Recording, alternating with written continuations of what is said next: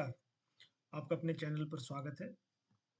आप कल्पना कीजिए कि आप तिरुपति जा रहे हैं या आपका कोई रिश्तेदार या आपका जानकार, आपका कोई मित्र तिरुपति जा रहा है और आप आशा कर रहे हो आपके लिए प्रसादम लेकर आएगा और प्रसादम में देसी घी का आपको लड्डू मिलता है, जो बहुत स्वादिष्ट होता है।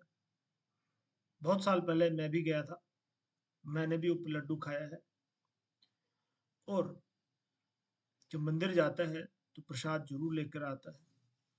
अब तो व्यक्ति बहुत सारे धन संपदा से संपूर्ण है, तो अपने लिए साथ-साथ अपने परिवार, रिश्तेदार और जानकारों के लिए, ऑफ़िस में क सहकर्मियों के लिए प्रसादम ज़रूर लेकर आता है, जब भी किसी बड़े मंदिर या आयोजन में सम्मिलित होने जाता है। आप कल्पना कीजिए कि तिरुपति जा रहे हैं और तिरुपति का जो प्रसाद है, उसमें आपको बीफ मिलता है, सूअर की चर्बी का घी मिलता है और भी जो प्रतिबंधित चीज़ें हैं, वो उस प्रसाद में मिलते हों। तो आपके हृदय पर क्या बीत रही होगी इस समय? इस समय आप क्या सोच रहे होंगे कि पिछले इतने सालों बाद आप मंदिर गए और आपके साथ ये हुआ है। ये हिंदू जनमानस के साथ कितना बड़ा विश्वासघात है, आघात है, प्रतिघात है। आइए जानते हैं कि पूरा विषय क्या है जिसके ऊपर इतना विवाद खड़ा हुआ है और इतना हिंदू उद्वेलित हो रहा है। आंध्र प्रदेश में गुरुवार को 19 सितंबर को उस समय बड़ा विवाद खड़ा हुआ जब सत्तारूढ़ दल तेलुगु देशम पार्टी टीडीपी ने दावा किया कि तिरुपति मंदिर में लड्डू बनाने वाले जो घी इस्तेमाल हो रहा है उसमें गौमांस की चर्बी, लाड़ यानी सुअर की चर्बी संबंधित मछली का तेल मिलाया जा रहा था। इन आरोपों की पुष्टि लैब की रिपोर्ट से हुई जहां तिरुपति लड्डू के सैंपल जांच के लिए भेजे गए थे। अब ये जांच के लिए अचानक से तो नहीं भेजे गए, जब उनको पता लगा होगा कहीं सूत्रों से तब उन्होंने जांच करवाई होगी। ये दावा है कि 18 सितंबर यानी बुधवार को सामने आए जब आंध्र प्रदेश के मुख्यमंत्री ने चंद्रबाबू नायडू ने आरोप लगाया कि वाईएस जगन मोहन रेड्डी जो उनसे पहले सरकार में मुख्यमंत्री थे, वाईएसआरसीपी सरकार ने तिरुपति लड्डू में घी की बजाय पशु चर्बी का इस्तेमाल किया। हालांकि वाईएसआर ने इसका इनकार किया क्योंकि कोई भी इसको स्वीकार नहीं करेगा। मिलावट वाले घी के इस्तेमाल का आरोप टीडीपी के प्रवक्ता अन्नम वेंकट रमन रेड्डी ने अपनी प्रयोगशाला में रिपोर्ट दिखाई थी, जिसका साफ तौर पर लगा घी के सैंपल में गौमांस की चर्बी मौजूद होने की पुष्टि हुई है।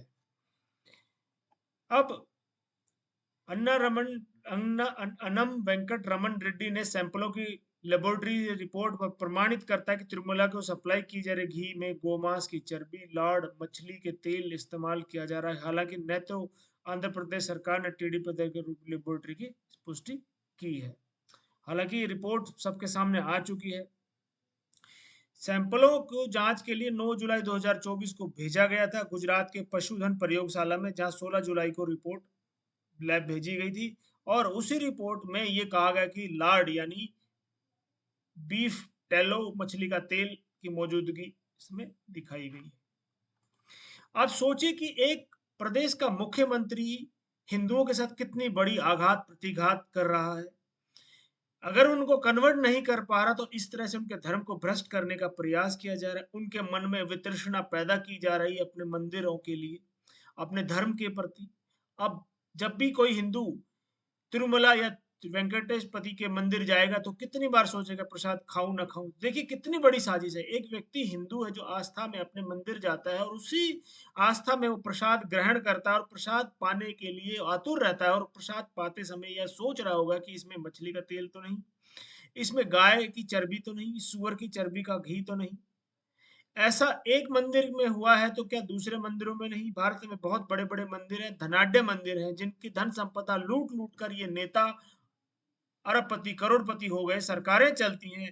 तिरुपति बालाजी का मंदिर तो विश्व के सबसे धनाढ्य मंदिरों में से एक है और वह धनाढ्य इसलिए नहीं है कि सरकार उसको कुछ देती है, वह धनाढ्य इसलिए है कि हिंदुओं की आस्था है, हिंदुओं का समर्पण भाव है, जो अपने मंदिर को हमेशा सर्वदा धन संपदा से परिपूर्ण रखते हैं। वहां पर किसी तरह की कमी नहीं होने देते, दिल खोलकर दान देते हैं और दान के में गुप्त दान देने वालों के साथ साथ जो उजागर करके नाम अपना दान देते हैं वो भी है। कुछ समय पूर्व अंबानी भी वहां गए थे, उन्होंने श्रद्धा भाव से करोड़ों रुपए का दान दिया था। इस तरह से कितने श्रद्धालु वहां हर दिन जाते हैं, वहां पे हजारों की भीड़ प्रतिदिन होती है, कितना दान वहां पर आता है। इस दान के पैसे से सरकारें, जगन मोहन रेड्डी जैसी सरकारें ईसाई मिशनरीज को, चर्चेज को मकबरों को और दूसरे लोगों को, मताबलम्बियों को पैसे बाँटते हैं। हमारे पैसों से वो लोग प्रफुल्लित होते हैं, प्रस्फुटित हो रहे हैं, लेकिन हमारे पैसों से हमारे साथ ही इतना बड़ा आघात हो रहा है। आप सोचिए कि एक प्रदेश का मुख्यमंत्री इस तरह की घिनौनी हरकतें कर रहा है और इस तरह से हिंदुओं के प्रति आघात कर रहा है, तो उस तरह से कैसे चलेगा? भारत सरकार से आग्रह है कि इस पर गहन मंत्रणा के बाद कोई ठोस कदम उठाए जाए और हिंदुओं में इस तरह से लोगों को प्रतिबंधित किया जाए। हिंदुओं पर, सभी हिंदू मंदिरों को सुरक्षित करने के लिए उनको आजाद किया जाए, स्वतंत्र किया जाए और हिंदुओं की कमेटी बने जो अपने मंदिरों को देखभाल करे और मंदिरों में जो पैसा आता है उससे यज्ञशालाएं बने, गौशालाएं बने, आश्रम बने, वृद्धाश्रम बने, साथ ही साथ बालाश्रम बने और बहुत सारे अस्पताल बने, आयुर्वेद का प्रचार हो, इतनी सारी चीज़ें हमारे अपने पैसों से हो, जो गरीब व्यक्ति है, जिसको धन की आवश्यकता है, उसको ऐसे बैंक ऋण के तौर पर बैंक बनाकर पैसा दिया जा सकता है कि वो अपने व्यापार, नौकरी कर सके और कितने हिंदुओं को उसमें रोज़गार दिया जा सकता है।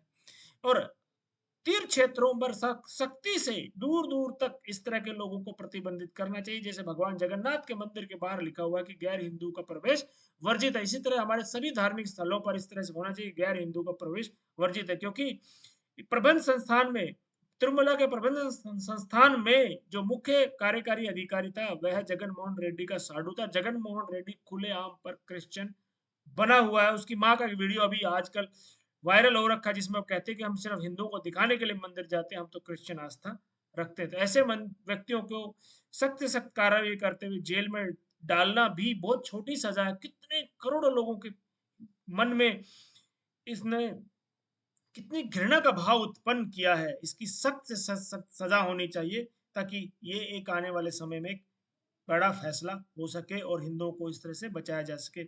आपसे आग्रह है कि वीडियो को पूरा लाइक, शेयर, सब्सक्राइब ज़रूर करिए ताकि सभी लोगों तक हमारी आवाज़ पहुँचे और वीडियो को पूरा देखने के लिए, साथ जुड़ने के लिए बहुत-बहुत धन्यवाद। जय श्री राम। हर हर महादेव।